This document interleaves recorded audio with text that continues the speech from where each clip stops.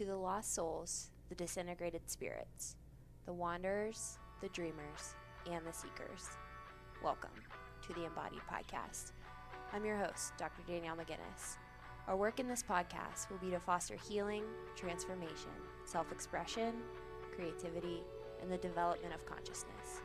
So with our intentions grounded firmly, let's settle in and do some integration work.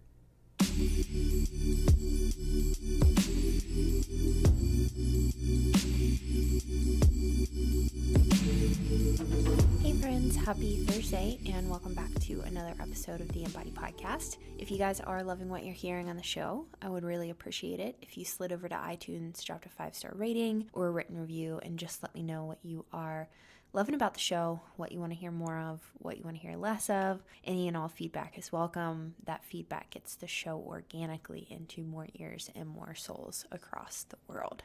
So in today's podcast, I want to talk about something that has been coming up a lot in my one-on-one containers, and that is how we sit with anger. And I'm not sure if I've talked about this on the podcast or not, but either way, it's good to hear things multiple times so that they can sink in.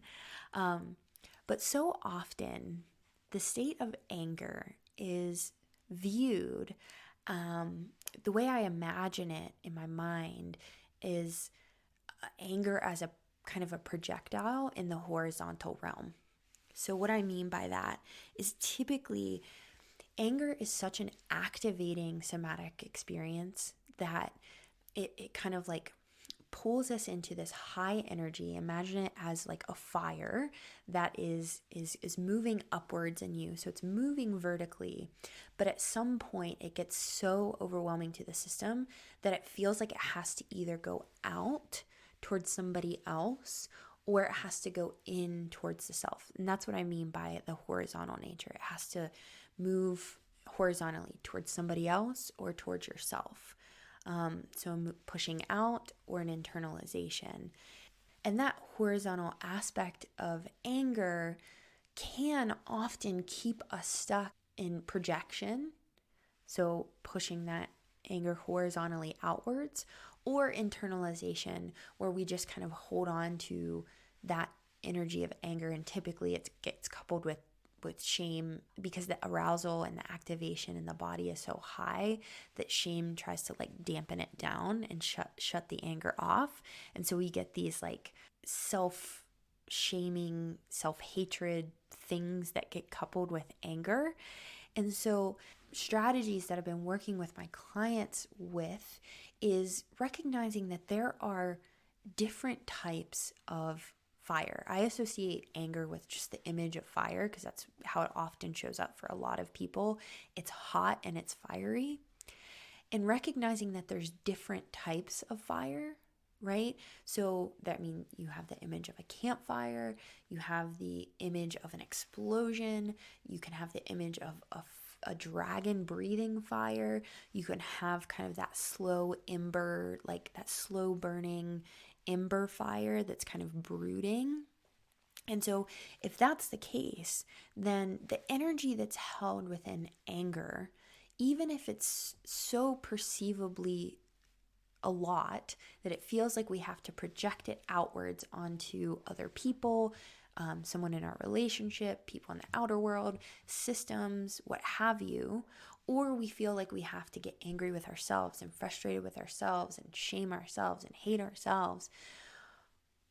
There are other ways to work with anger. And typically what happens is we need an adequate container to hold that heat so that it can actually become that kind of vertical relationship again. Because as I was saying at the beginning, I imagine this fire kind of like starting from the bottom and burning upwards and out. So just kind of like steam, right? It's taking the heat and dissipating it up and out. So it's not really directed at anybody in particular, but it's alchemized and transformed. And again, as I was talking about in the last episode with dissociation and discrimination, typically what needs to happen is a creative way to work with that energy. Because if we look at anger as if it's energy, when we can actually understand what that anger is communicating, we can alchemize that energy into a different form. And rather than losing our energy in projection and blaming somebody for our situation, and while that may be true, we don't want to lose all of our energy. We want to hold on to the truth that's in that anger. And rather than losing it internally to our own self-hatred, we hold it in our containing vessel. That's the purpose of somatic experiencing, is to create increased capacity to hold and recognize what that passionate fire is speaking through you. And what happens is when we can attune to what the anger is saying, it will again start to rise up and out, and it kind of dissipates. I know that sometimes it feels really good and cathartic to kind of just release our anger, and that's fine. But if we're missing the wisdom and the message that's held within it, we often lose our truth, we lose our energy via projection or internalization of an event. And so my invitation here is, instead of looking at anger and imagining anger as this horizontal moving energy, what would happen if we could contain it enough that it could be more vertical, it can move up and out, dissipate, and actually reconnect us to that relationship to the divine? Because anger actually has truth in it. We want to hold and contain the anger long enough to distill the truth out that lies within it.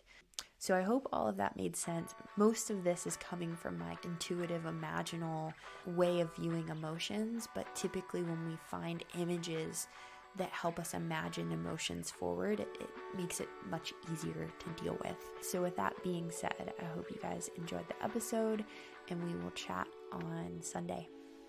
Bye, guys.